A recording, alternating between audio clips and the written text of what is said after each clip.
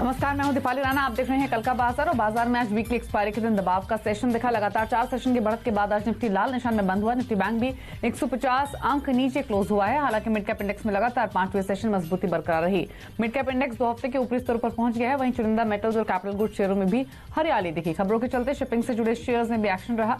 वहीं कई बड़े नतीजे भी आज आए। अगर आज के बाजार के आप संस्थागत निवेशकों के आंकड़े देखेंगे तो एफआईएस की ओर से कैश मार्केट में बाइंग हुई है 1118 करोड़ की। डीआईज ने हालांकि बिकवाली की है 2019 करोड़ की। तो ये आंकड़े हैं आज के।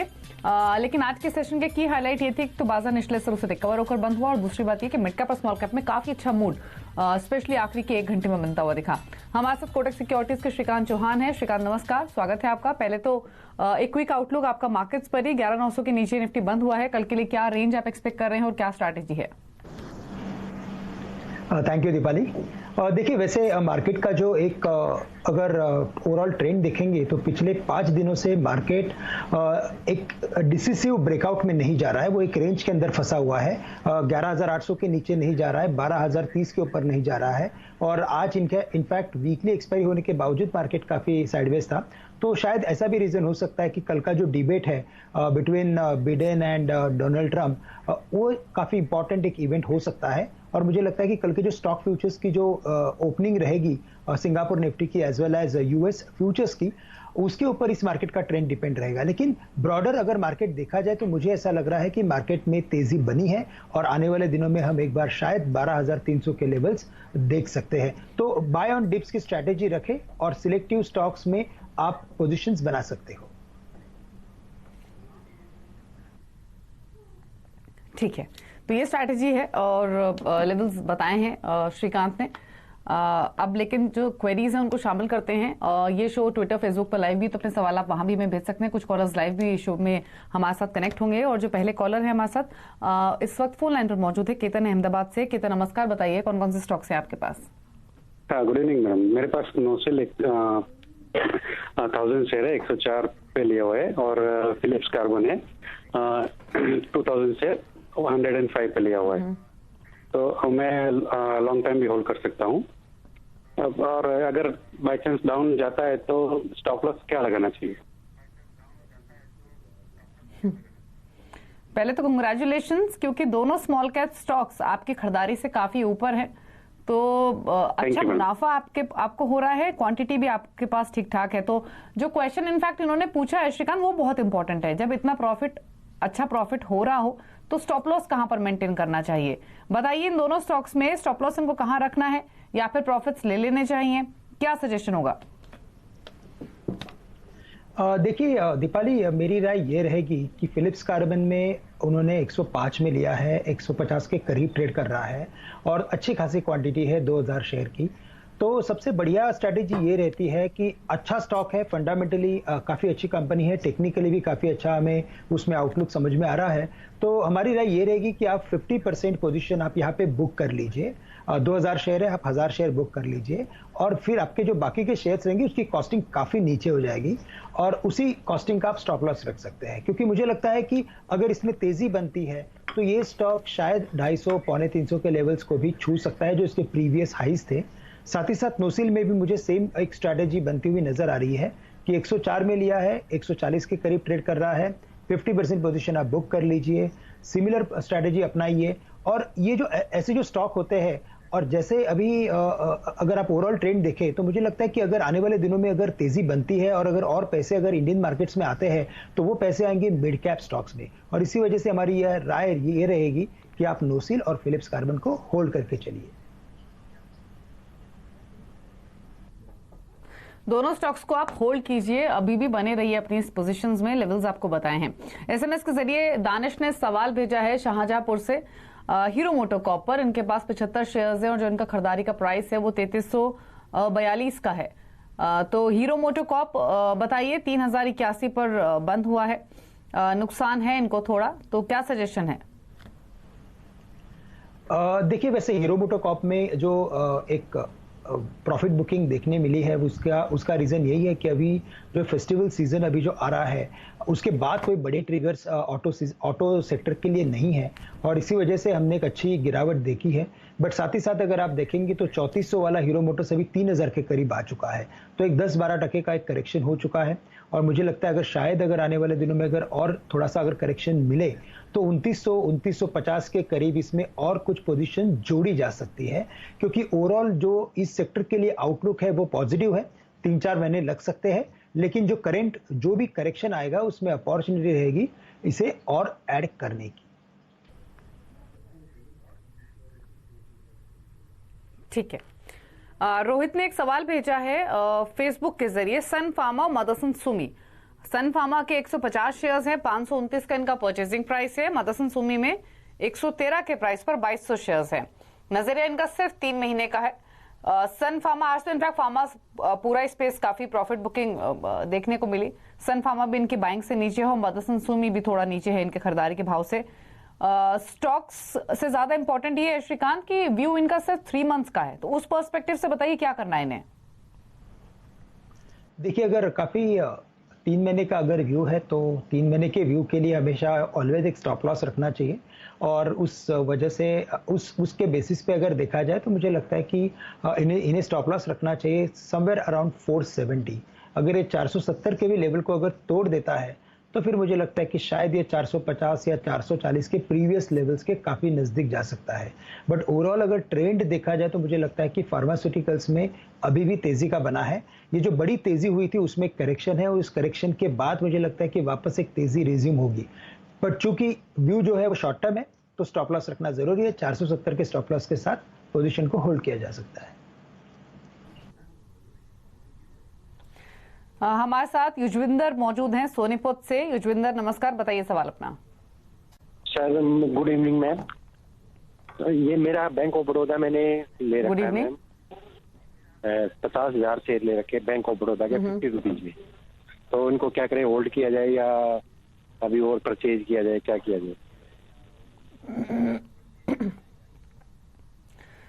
पूछ लेते हैं श्रीकांत से बैंक ऑफ बड़ौदा। श्रीकांत, एक ही स्टॉक में इतना इन्वेस्टमेंट करना कितना ठीक है, वो भी स्पेशली बैंक जब इन्होंने चुना हो अपने पोर्टफोलियो के लिए एग्जिस्टिंग कंडीशंस को देखते हुए। साथ ही अब नीचे भी है डेफिनेटली इनकी बाइंग से 8 रुपए नीचे, तो क्वांटिटी के हिसाब से नुकसान भी इनको बहुत हो रहा है। क्या सजेशन है फिर अब? दीपाली जी, आपने बिल्कुल सही कहा कि एक ही स्टॉक में इतनी बड़ी पोजीशन लेना कभी भी एडवाइजेबल नहीं होता है। आप डाइवर्सिफाई रखिए आपके फंड्स को।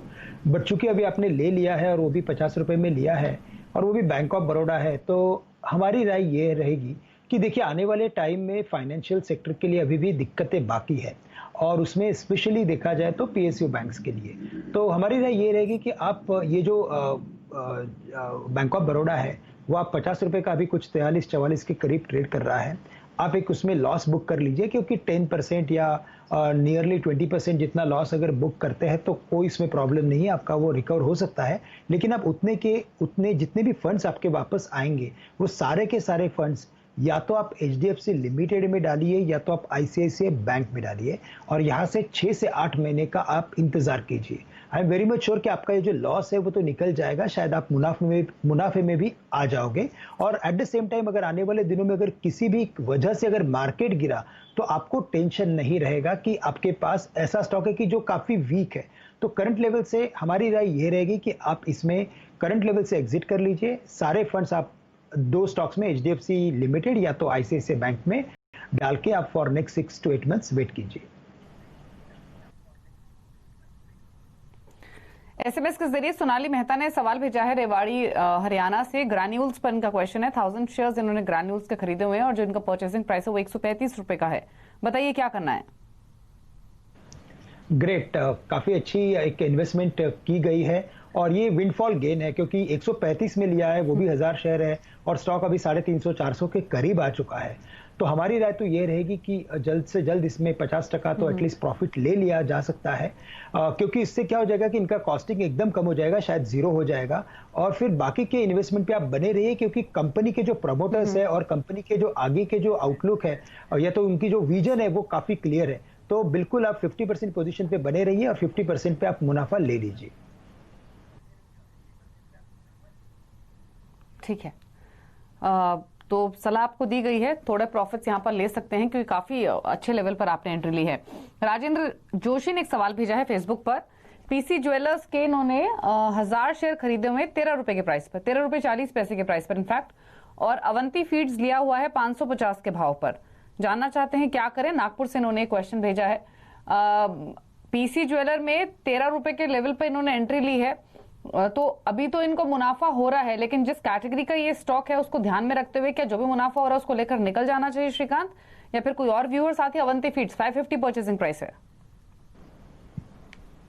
देखिए, वैसे पीसी ज्वेलर्स में अगर उन्होंने पोजीशन लिया तो मुझे लगता है कि कुछ सोच समझ के लिया होगा कि शायद या तो जीरो या तो हीरो, मुझे लगता है शायद यही व्यू होगा। तो अगर सबसे बढ़िया स्ट्रेटेजी ये रहेगी कि जो उनका कॉस्ट है 13 रुपए का, आप उसी का स्टॉप लॉस रख के इसे होल्ड कर सकते हैं, क्योंकि आने वाले दिनों में वी नेवर न्यू कि क्या होगा करके। वैसे देखा जाए तो इसकी पेडिग्री उतनी अच्छी नहीं है, लेकिन अगर मिड कैप स्टॉक्स अगर चल पड़ते हैं तो शायद इसमें और अच्छा मुनाफा हो सकता है। लेकिन मैं एक ये बात बोलना चाहूंगा कि अगर ये 13 वाला स्टॉक अगर गलती से 23 या 22 के लेवल्स के करीब चला जाए तो बिल्कुल इसमें से आप आधा मुनाफा ले लीजिए, तो आपका कॉस्ट काफी कम हो जाएगा और फिर बैलेंस पोजीशन पे आप वापस उसे राइड कर सकते हो। और जो आपने बताया कि अवंती फीड्स जो लिया है, जिसकी प्राइस अभी 500 के करीब है, वहां पे हमें लगता है कि आने वाले दिनों में और भी अच्छी तेजी बन सकती है, तो करंट लेवल से अवंती फीड्स को होल्ड किया जा सकता है। सागर ने सवाल भेजा है पुणे से। सागर, बताइए क्या सवाल है आपका? या hello ma'am, hello sir. Actually मैंने 1000 शेयर्स लिए अशोक लेलैंड के 76.4 पे, और मेरा सवाल ये है कि क्या अभी प्रॉफिट बुक करना चाहिए या ये और ऊपर जा सकता है? अशोक लेलैंड इनफैक्ट काफी अच्छा चला है श्रीकांत, और इन्होंने ऊपर लिया उसके बावजूद भी इनको मुनाफा हो रहा है, ये अच्छी बात है। रखें इसको, और अगर हाँ तो स्टॉप लॉस कहाँ मेंटेन करें, क्या सजेशन है? देखिए, वैसे शॉर्ट टर्म में इसमें काफी सारे ट्रिगर्स आ रहे हैं, जैसे कि स्क्रैपेज पॉलिसी आ सकती है, या तो जैसे ऑनलाइन शॉपिंग बढ़ चुकी है, तो उसमें ये सब कमर्शियल व्हीकल्स का काफी बड़ा योगदान है और काफी बड़ा यूज हो रहा है। तो आने वाले दिनों में हमें लगता है कि इसका फ्यूचर काफी ब्राइट है। लेकिन अगर शॉर्ट टर्म अगर व्यू है तो हमारी राय ये रहेगी कि इसमें 84 या 85 के प्राइस के करीब इसमें आप मुनाफा ले सकते हो। और शॉर्ट टर्म में अगर आपको कोई स्टॉप लॉस अगर रखना है तो मुझे लगता है कि आप स्टॉप लॉस 73 रुपीज का रख सकते हो। तो 73 रुपए का स्टॉप लॉस रखें और 85 से 86 के टारगेट के करीब करीब आप मुनाफा बांध लें। जी, अमित ने एक सवाल भेजा हमें एसएमएस के जरिए। 2 स्टॉक्स है इनके पास।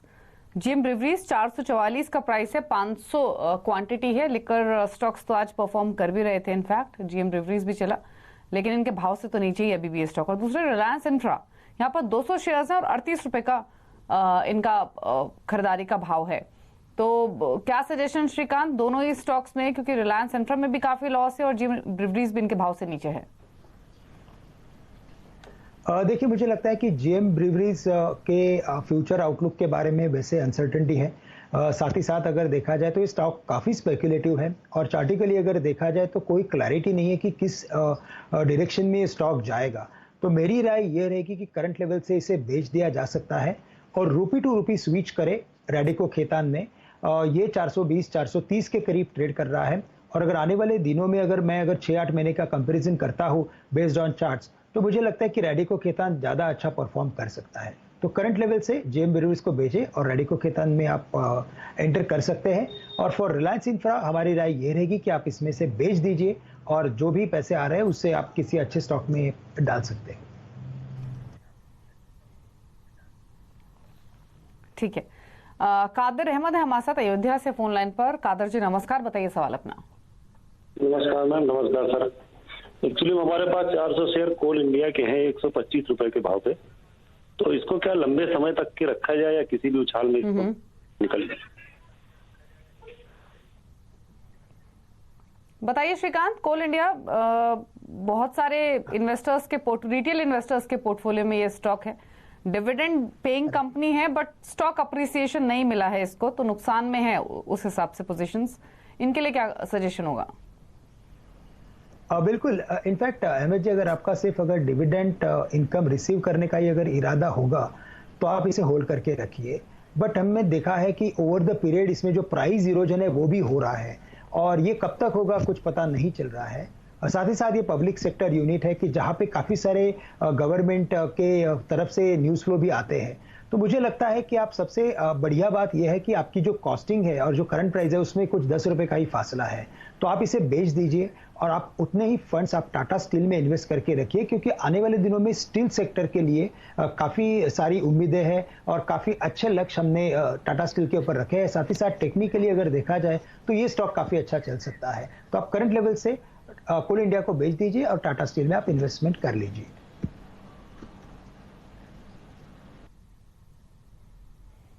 जी, तो सजेशन आपको मिला है कोल इंडिया पर, उसी के हिसाब से स्ट्रैटेजी आप प्लान कर सकते हैं। लेकिन अब बात करेंगे सीएनबीसी आवाज और नेशनल स्टॉक एक्सचेंज की खास मुहिम इन्फॉर्म्ड इन्वेस्टर की, और आज हम बात करेंगे फाइनेंशियल कमिटमेंट की। आपकी फाइनेंशियल कमिटमेंट बहुत ज़रूरी है, अपनी फाइनेंशियल जिम्मेदारी आप निभाइए। एक निवेशक के लिए ये जानना ज़रूरी है कि समय पर फाइनेंशियल कमिटमेंट पूरा करें, नहीं तो जो भारी जुर्माना है वो आपको लग सकता है। तो जो भी फाइनेंशियल कमिटमेंट्स आपको अपनी इन्वेस्टमेंट से जुड़ी हुई होती हैं उनको पूरा करना चाहिए। इनफैक्ट अपनी इन्वेस्टमेंट से जुड़ी जो तमाम बारीकियां होती हैं उन पर भी गौर करना चाहिए। तो आप क्या कहना चाहेंगे श्रीकांत इस मुद्दे पर? देखिए, वैसे देखा जाए तो आपकी देखो, सबसे बड़ी जो बात यह है मार्केट में कि इस मार्केट के जो रूल्स है, जो रेगुलेशंस है और जो पॉलिसीज है, उन्हें फॉलो करना काफ़ी ज़रूरी है।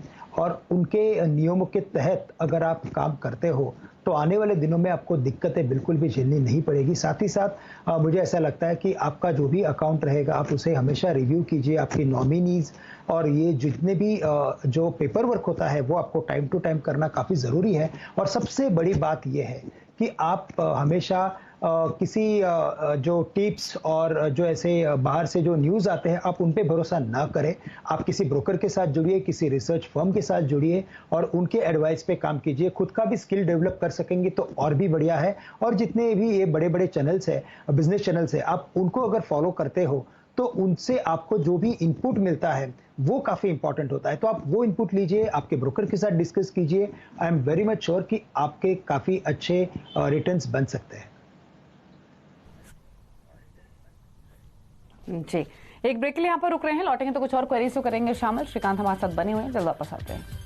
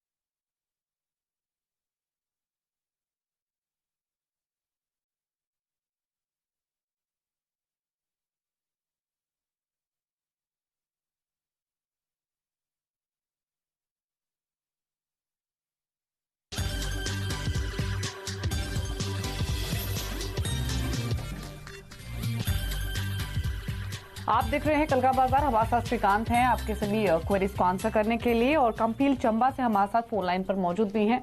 कंपील नमस्कार, बताइए क्या सवाल है आपका। Hello ma'am. Hello sir. Sir मैंने इरकॉन के 500 शेयर लिए हैं एट द रेट 77 पर।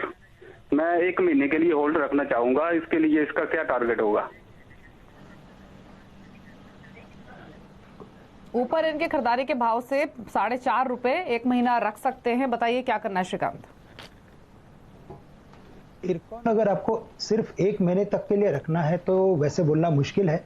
उसका रीजन ये है कि ये स्टॉक वैसे देखा जाए तो काफी एक साइडवेज फॉर्मेशन के साथ ट्रेड कर रहा है, और इसकी जो रेंज बनी है वो बनी है बिटवीन 75 और 95 के बीच में।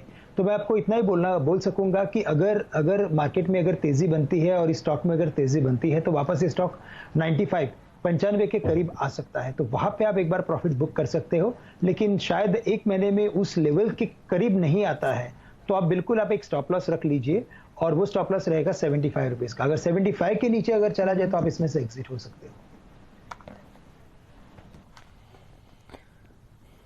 शशांक ने हमें सवाल भेजा है ट्विटर के जरिए। अपोलो टायर्स 121 के प्राइस पर 50 शेयर उन्होंने खरीदे हुए हैं, जानना चाहते हैं क्या करें इन लेवल्स पर। दूसरा मनप्पुरम फाइनेंस, यहाँ पर 146 का परचेसिंग प्राइस है। तो अपोलो टायर्स में तो अच्छे मुनाफे में है, ये प्रॉफिट्स ले ले यहाँ पर, या और मनप्पुरम में क्या सजेशन होगा? देखिए, मुझे लगता है कि टायर स्टॉक्स में अच्छी तेजी बनी है और ये बरकरार रहेगी, तो इसे होल्ड करें अपोलो टायर्स को। और 160 या 165 के लेवल्स टेक्निकली हमें समझ में आ रहे हैं, तो उसके करीब आप एक बार प्रॉफिट ले सकते हो, मुनाफा ले सकते हो। तो 160 का आप टारगेट रखिए और इसे होल्ड कीजिए। साथ ही साथ मनप्पुरम में भी अगर फॉर्मेशन देखा जाए तो काफी अच्छा एक डबल बॉटम का फॉर्मेशन बना है, बट चूंकि ये स्टॉक काफी चल चुका है, 140 के करीब था, 165 आ चुका है, तो मुझे लगता है कि अगर ये स्टॉक 175 के करीब अगर आता है तो इसमें से एक बार मुनाफा बांध ले।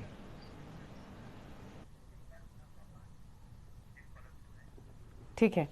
संध्या हमारे साथ बड़ौदा से फोन लाइन पर हैं। संध्या नमस्कार, बताइए क्वेश्चन अपना। Hello hello madam. संध्या पूछिए सवाल अपना। इक्विटास होल्डिंग 250 शेयर 80 रुपए के भाव से लिया है, तो अब इसमें क्या कर सकते हैं? नुकसान है काफी श्रीकांत इनको। कौन सा स्टॉक बोला रहेगा इक्विटास के लिए? ओके, इक्विटास बिल्कुल बिल्कुल। वैसे देखिए, इक्विटास और उज्जीवन इन दोनों ने बाजार को काफी डिसअपॉइंट किया है और काफी जोर से गिरे हैं। मुझे लगता है कि ये कोविड की वजह से गिरे हैं, लेकिन साथ ही साथ मुझे ऐसा लग रहा है कि ये स्टॉक अभी 60 के ऊपर जाना मुश्किल लग रहा है। तो मुझे लगता है कि बिल्कुल आने वाले दिनों में एनबीएफसीज में हम एक अच्छी तेजी देखेंगे। ये जो एक लोन मोरेटोरियम के ऊपर जो एक अनाउंसमेंट होगी सुप्रीम कोर्ट से 2 नवंबर को, तो उस वक्त हमें एक अच्छी हलचल देखने मिलेगी पूरे एनबीएफसी स्पेस में। तब अगर आगे ये स्टॉक अगर 60 रुपीज के करीब आता है, 60 रुपए के करीब, तब आप इसमें से एग्जिट कर लीजिए, इसमें आप लॉस बुक कर लीजिए और आप किसी अच्छे स्टॉक्स में इन्वेस्ट कर सकते हो। ठीक है। इसके अलावा फेसबुक के जरिए वरुण ने एक सवाल भेजा है। इन्फोसिस पर इनका ये व्यू लेना चाहते हैं। 5 इयर्स का इनका होराइजन है, लगभग 1450 शेयर्स इन्होंने खरीदे हुए हैं। जो प्राइस उन्होंने मेंशन किया है श्रीकांत, वो 450 रुपए का है। तो बताइए फिर, अगर ये सही प्राइस है फिर तो इससे बेटर क्या होगा? मतलब मल्टीफोल्ड, मतलब डबल से ज्यादा हो चुका है स्टॉक उन लेवल से। अच्छे लेवल पर एंट्री ली उन्होंने, क्या करें अभी? देखिए, stock deep in the money हो गया है, और हमेशा मैं ये कहता हूँ कि अगर कोई स्टॉक अगर अपने पास हो जो निफ्टी 50 का पार्ट होता है, और अगर वो डीप इन द मनी अगर होता है 50%, मोर देन 50% अगर वो अपने करंट प्राइस से अगर नीचे है, तो मुझे लगता है कि इसमें डरने की जरूरत नहीं है। आप बिल्कुल इसमें बने रहिए, क्योंकि ये स्टॉक हमेशा एक अच्छा डिविडेंड भी देता है, और साथ ही साथ अभी आने वाले दिनों में टेक्नोलॉजी सेक्टर से हमें काफी आशाएं हैं। और इनफैक्ट टेक्निकली भी अगर आप देखेंगे तो सभी के सभी स्टॉक न्यू हाइज में ट्रेड कर रहे हैं। तो ये क्लियरली इंडिकेट करता है कि काफी सारे इनफ्लोज इस सेक्टर में आ रहे हैं, और आने वाले दिनों में इनकी चमक और भी बढ़ेगी। तो बिल्कुल आप इसमें बने रहिए, और शायद मुझे लगता है कि इसमें 1400 या 1450 के लेवल्स के करीब अगर आने वाले दिनों में अगर प्राइस देखने मिले तो आप थोड़ा सा मुनाफा ले सकते हो। बट अदरवाइज मुझे लगता है कि आप बिल्कुल इसमें बने रहिए। अगर आपका 5 साल का अगर नजरिया है तो कोई बात ही नहीं है सोचने की।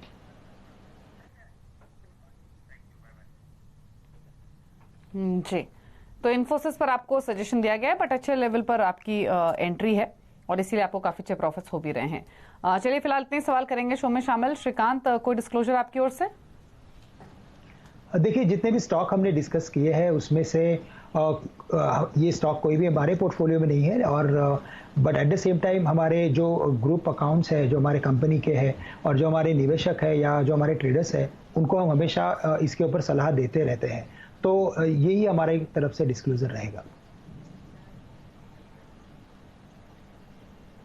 ठीक है, शुक्रिया आपका इस शो का हिस्सा बनने के लिए और सभी सवालों के जवाब देने के लिए।